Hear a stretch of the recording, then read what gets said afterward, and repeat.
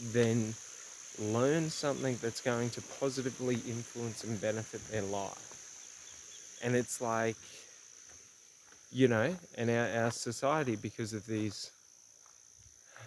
like these biases from either large corporations or even industries, they have a sort of a need to re- not remain, but to keep the status quo, to keep everything moving, you know, just as orderly as it should, which isn't necessarily a bad thing, but it's just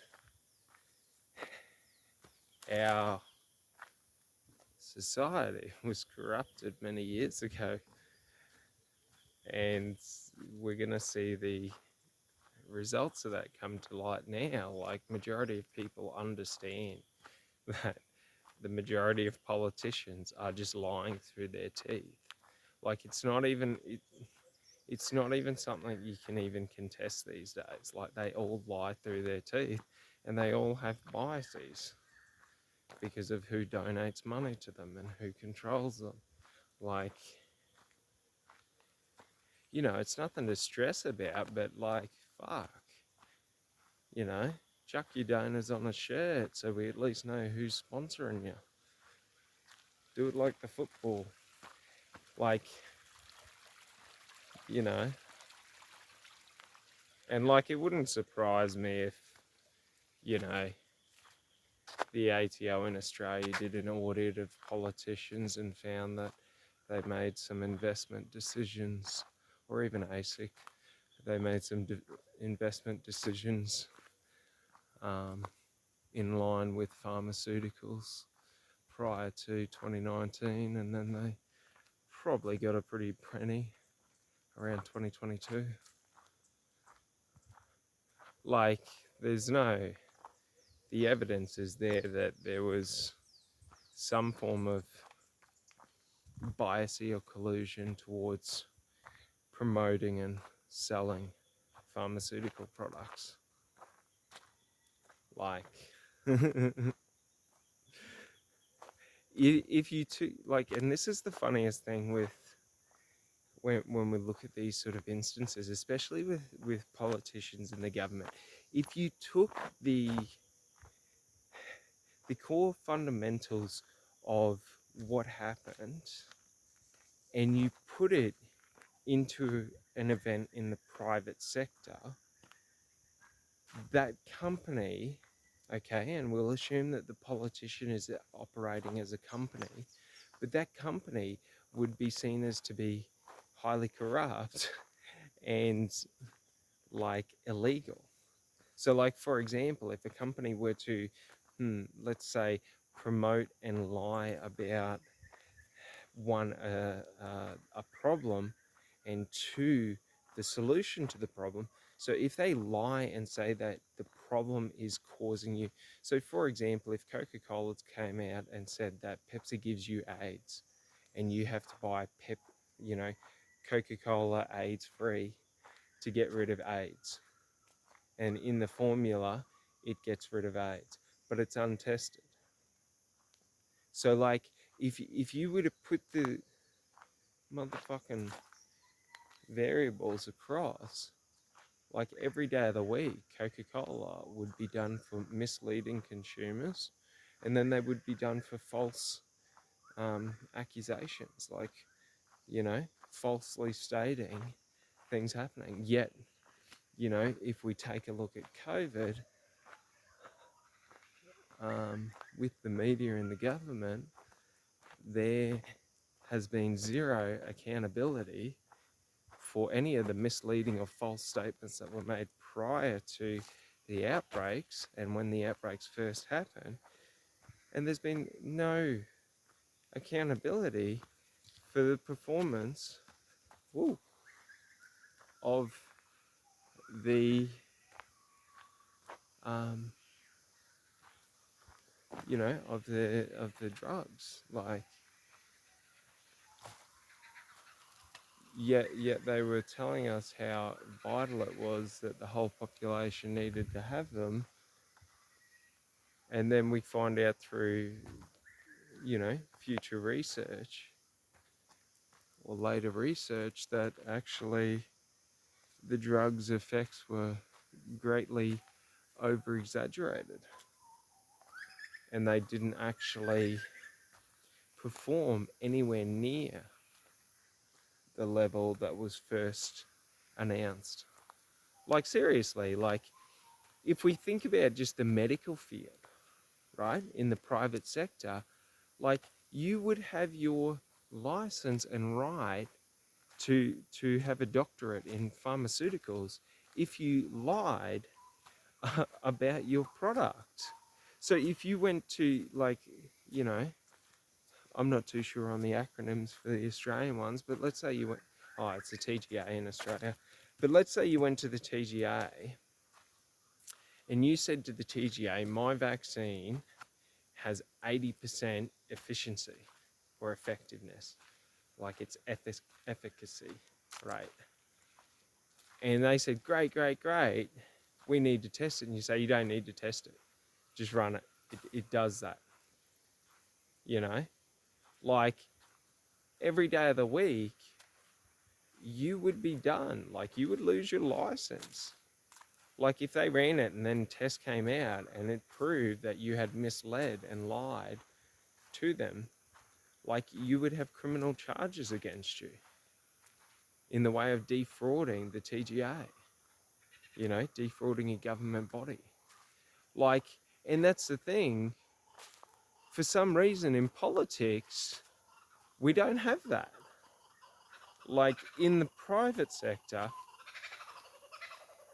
the expectation for accountability is high, but in the public sector, the expectation for accountability is non-existent or low.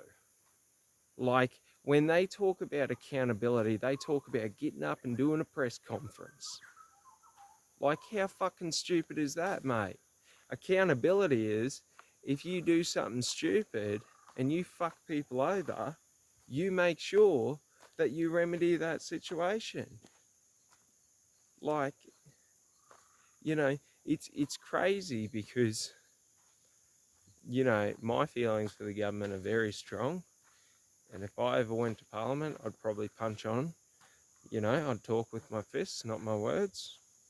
Because they're just fucking donkeys.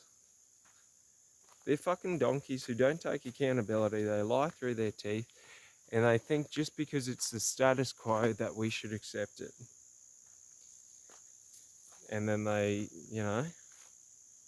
sit there and they try and buy people off and this and that. But the funny thing is like, the only reason I feel corruption is because I'm not involved. So when we understand corruption, there's no arbitrary truth to corruption. There's no, this is corrupt, this isn't corrupt. Essentially, if I do something for my family and I put them over you, you will feel like I'm corrupt because I'm giving them preferential treatment over you.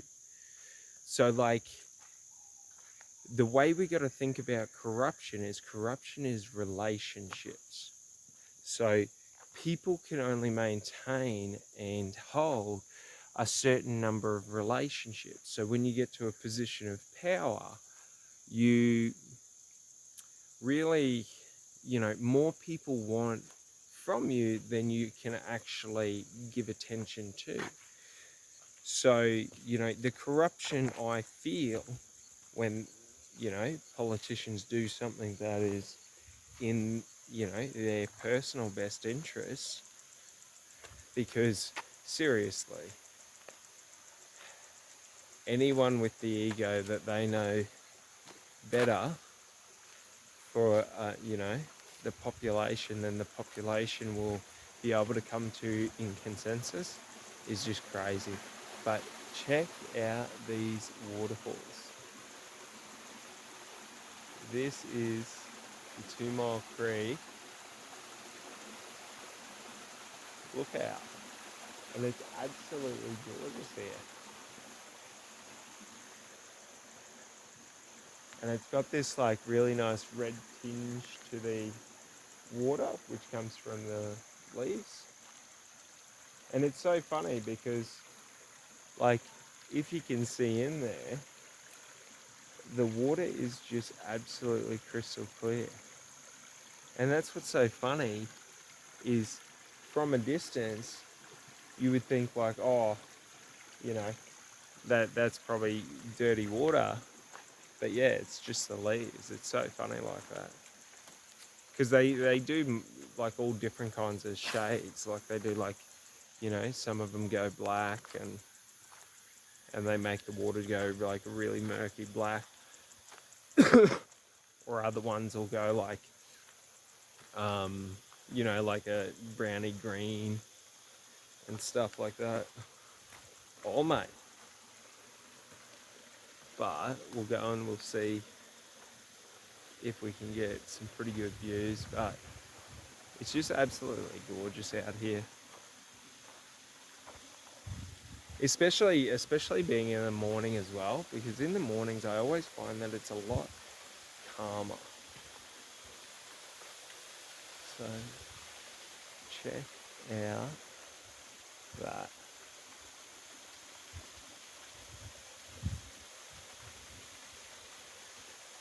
That is so good. And if you can hear like the cicadas or buzzing, woo, and and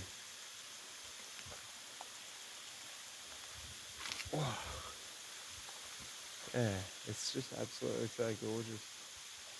And then there's like a little like I don't know, I'd say a little like pool down there, and then I think it goes up to another waterfall, and it'd sort of keep going down into a creek.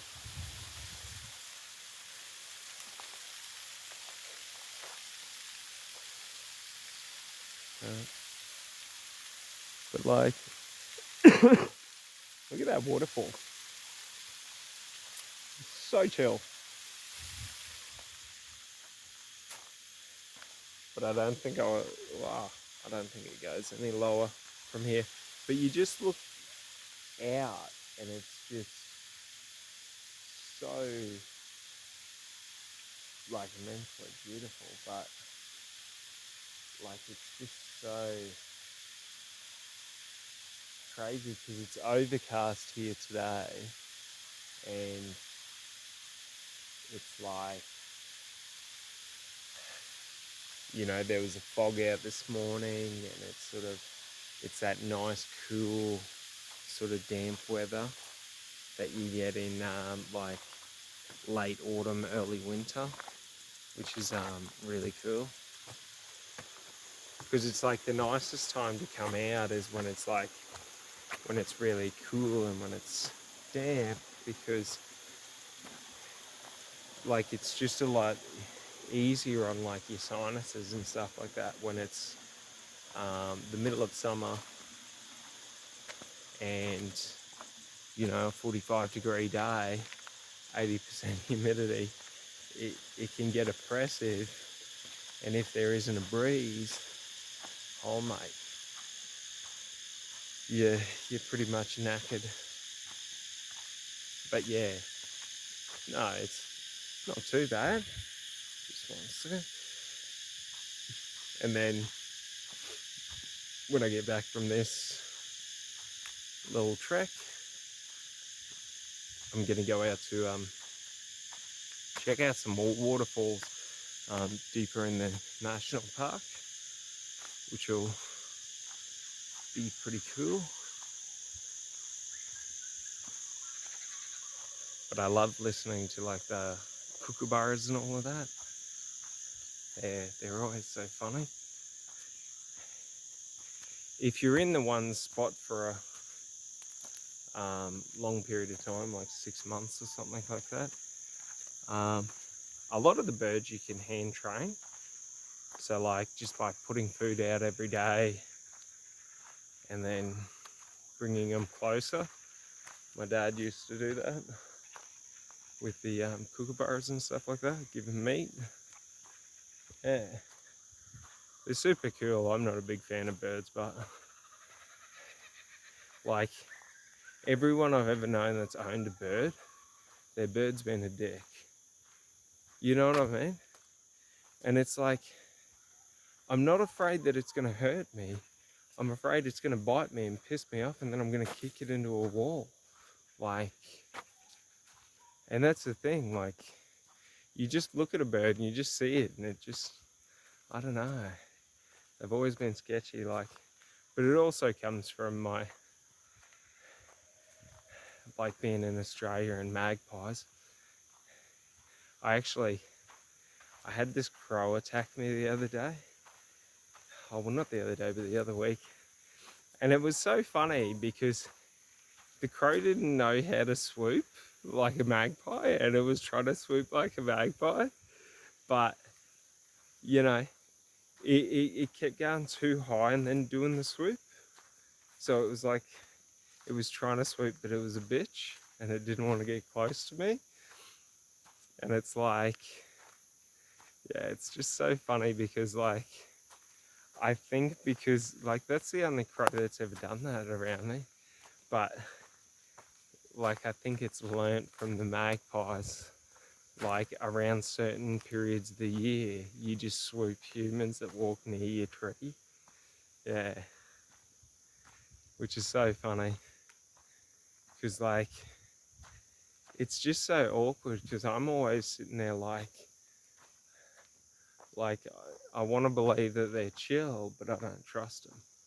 So, like, you know, if I like, so then you're walking along and you're walking backwards and looking at them. Yeah. But no, I don't know, birds are pretty chill. But the other thing is like, they don't really hurt when they bite you. Like, you know, if an emu bit you, that'd suck, or an ostrich. Oh.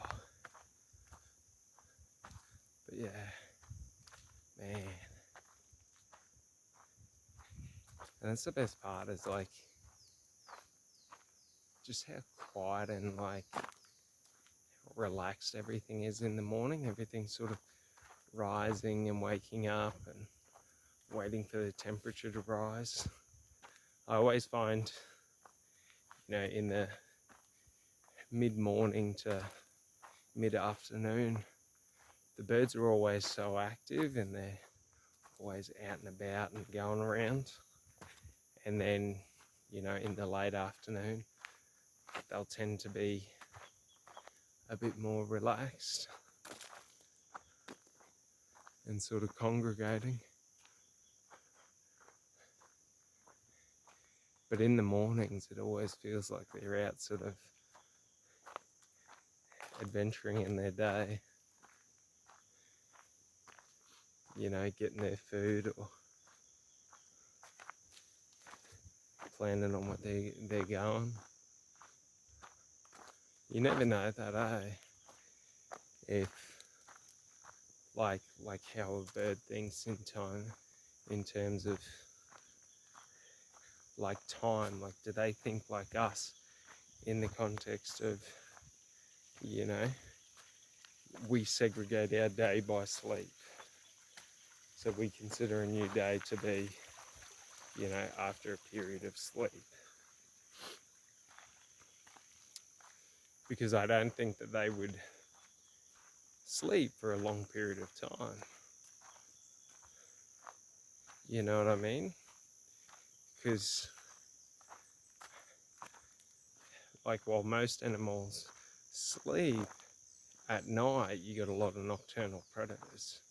So most animals don't really like do the deep sleeping. But yeah, it's chill.